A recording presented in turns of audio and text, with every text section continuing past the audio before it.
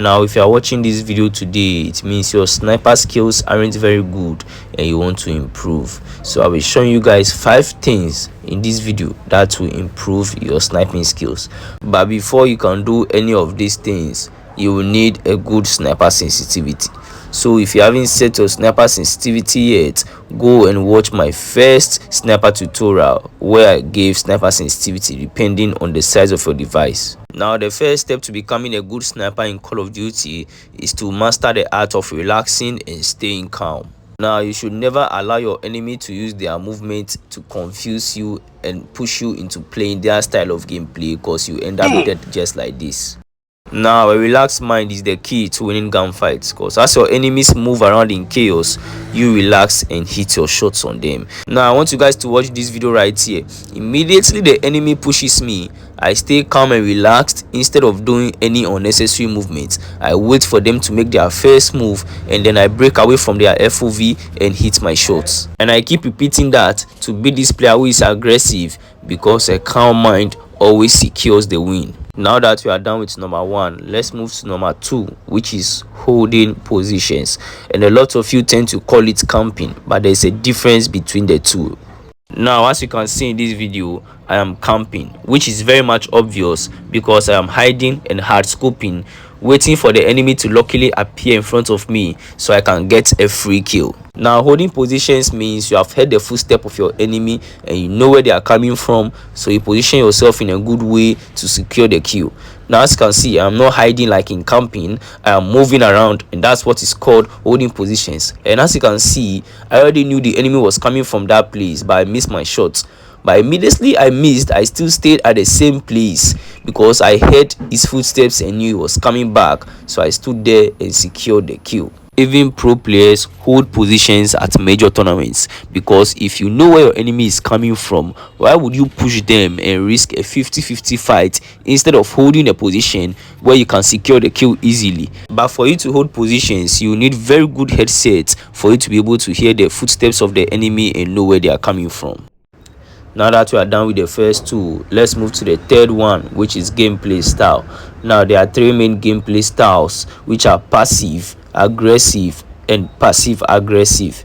And as a Call of Duty player, you need to master one of these gameplays to adapt to any enemy's style of play. Now as a passive player, you'll be walking around all the time instead of running, calmly waiting for your enemy to take your shots. Passive players are the wolves in sheep clothing, because even though they don't do a lot of movement, they have a deadly aim which never misses its target. So if you are going to choose passive gameplay, just know you are going to forget all about movement and focus solely on improving your aim. Now when it comes to aggressive style of play, these players are the trickshot demons, always walking on crates, always on the go with insane movements paired with good aim. Now these type of players are always pushing.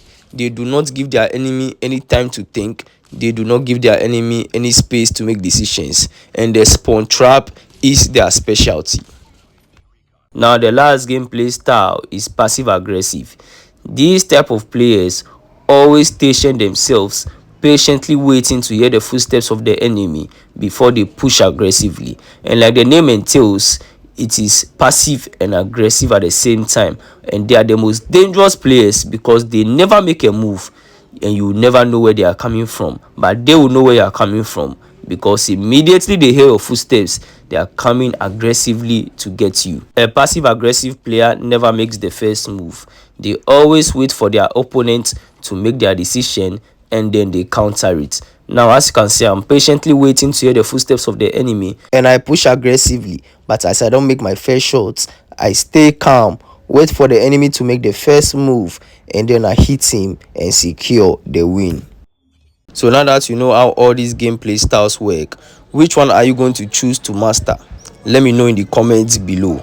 So now that we are done with the first 3, we are going to move to the 4th one, which is movement. Now as a sniper, there are 2 essential movements you need to learn, which are key to improving your gameplay, and the first one is the drift slide. So let me quickly teach you how to do it. Now for you to do the drift slide, you have to switch your sniper, slide to the side, and then hit your shots. Now it's as simple as that, so let me break it down for you guys. Now the first thing I'm going to do when you meet your enemy is switch to your sniper. Now when you switch to your sniper, move your sniper a little bit further from your enemy, then you slide towards that direction and face your enemy back again. Now it's very simple. Let's go over it again. You switch to your sniper, move your sniper a little bit further from your enemy like this, slide towards that direction, then face your enemy again. Now when you do it fast, this is what you get: a simple and clean shot. Now the second movement you are going to learn is the backslide, and we are going to start with the basic backslide, which is very simple, and you mostly do it when you meet your enemy face to face like this. So how to do it is, when you meet your enemy face to face like this, all you have to do is move forward. When you move forward, you slide, switch to your sniper, then turn 180 degrees towards your enemy again. Now let's go over that again.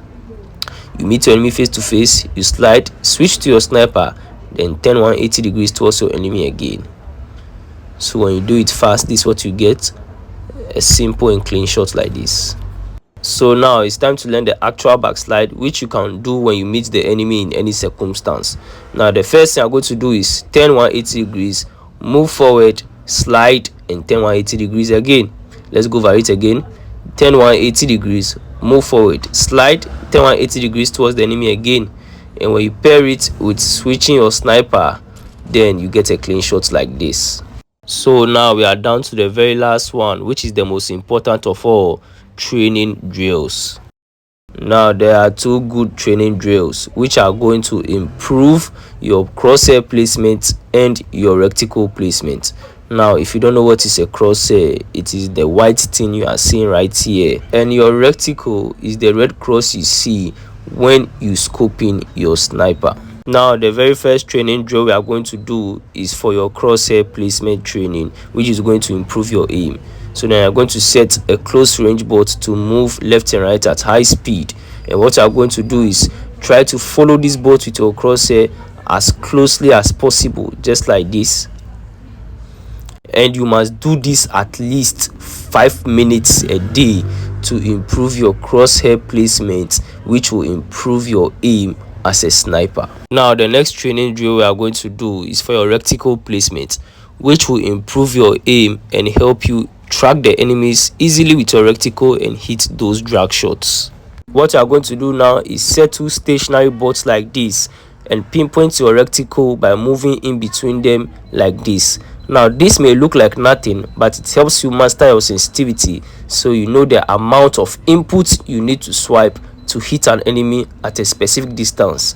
Now do this for at least 5 minutes a day so you can master your sniper sensitivity. So now that we are done with everything, there is one thing you need to keep in mind, and that is practice makes perfect.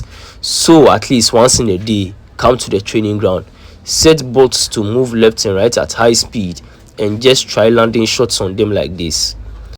And when you try it for your first few days, you will miss a lot of shots, and I mean a lot of shots, but I can assure you that this is the one training drill that will improve your aim subconsciously as long as you stay consistent with it.